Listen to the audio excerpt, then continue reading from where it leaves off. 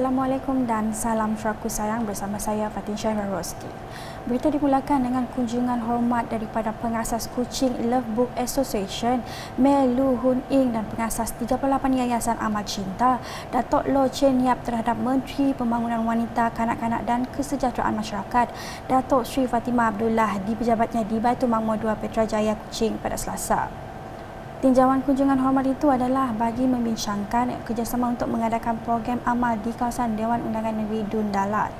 Jelas Datuk Sri Fatimah yang juga ahli Dewan Undangan Negeri Dun Dalat, ini adalah kali pertama dua agensi tersebut akan mengadakan program amal di luar Kuching.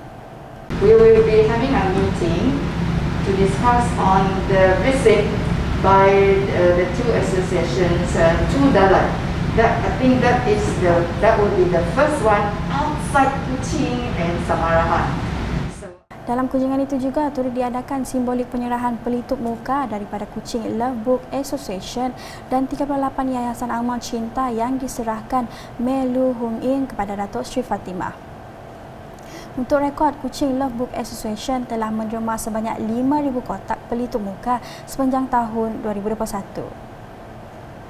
Tumpuan berita seterusnya, Sarawak perlu membangunkan polisi alam sekitar bagi memastikan kelestarian alam sekitar di negeri ini terpelihara.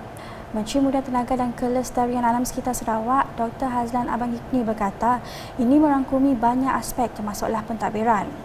Keperluan membangunkan polisi yang merangkumi keseluruhan aspek alam sekitar seperti perubahan iklim, gas rumah hijau, perhutanan, penilaian sosial, pengurusan sisa pepejal dan pencegahan pencemaran. Beliau berkata demikian selepas mengadakan perjumpaan bersama kaki tangan Lembaga Sumber Asli dan Alam Sekitar NREB Sarawak di Menara Pelita pada Selasa.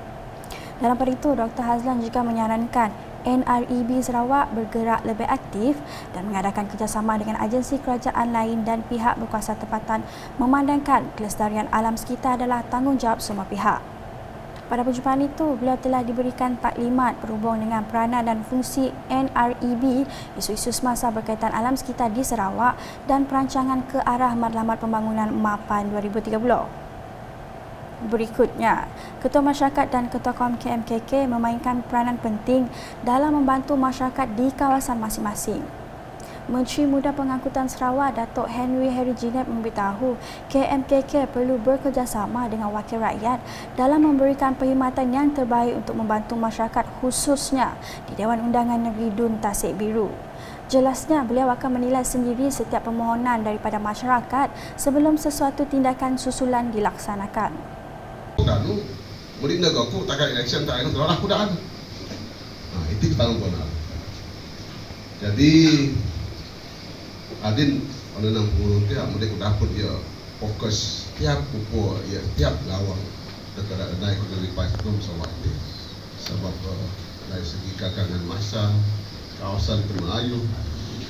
Jadi aku minta berikan JKK tolong aku. Walaupun oleh minta rakyat tulis rekod bukingan. Rekod dengan dapat tiap bulan kau ingat, kau nilai ya. Mak ingat menilai ya.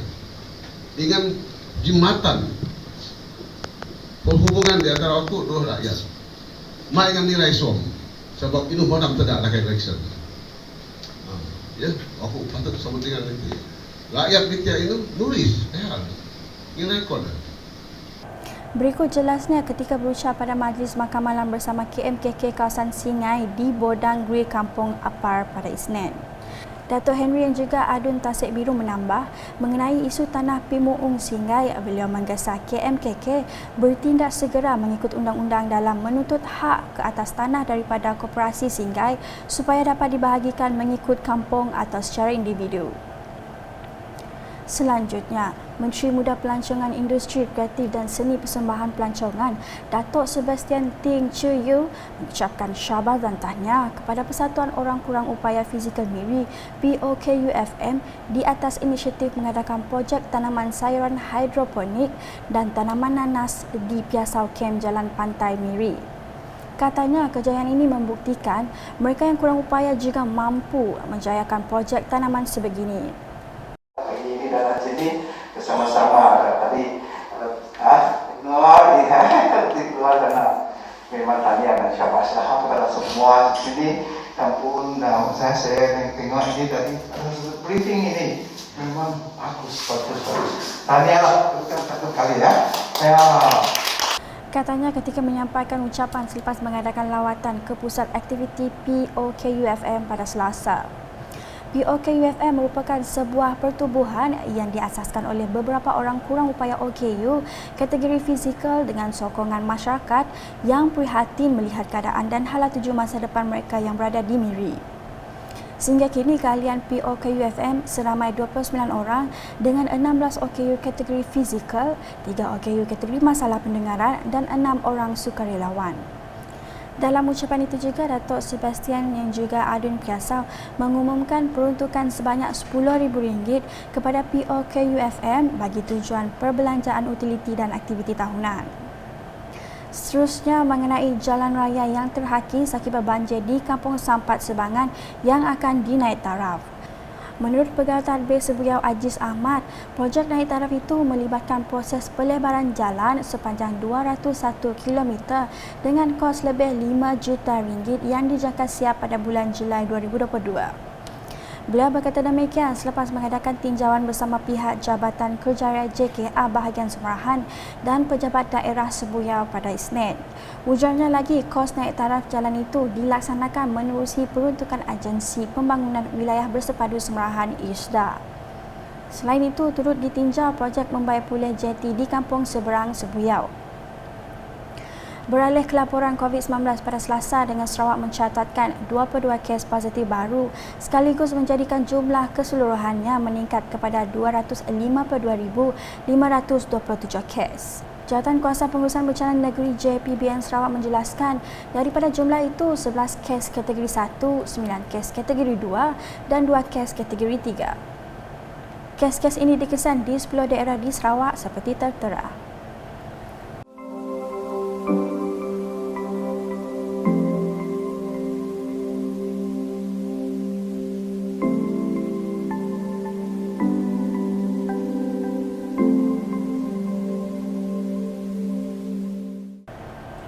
Sekian edisi tengah hari bersama saya, Fatin Syahirah Rosti. Berita lebih lanjut boleh didapati di semua platform media sosial Lukas termasuk portal lukas.sarawak.gov.my dan Lukas Channel di YouTube. Jaga kebersihan, keselamatan diri dan sentiasa amalkan SOP di mana sahaja anda berada bagi mengelak jangkitan COVID-19. Salam Lukas.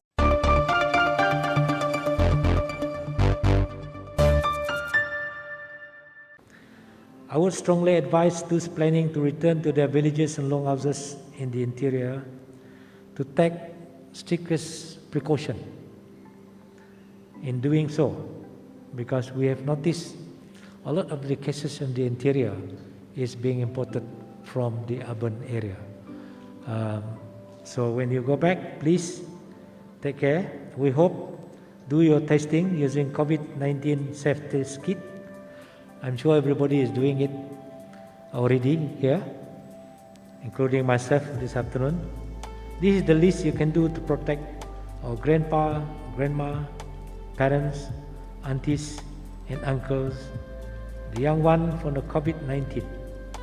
Use your mask, use your face mask, observe the physical distancing, avoid close conversation and do not gather in a group to socialize while others when you have arrived in your place, and avoid social gathering.